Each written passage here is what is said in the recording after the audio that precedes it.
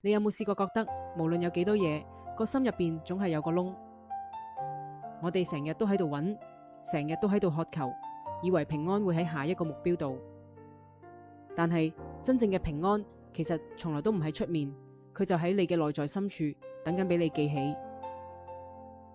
我哋以為自己缺少啲咩，但嗰只係一種錯覺，就好似陽光從來冇離開過個天，只係俾啲雲遮住咗。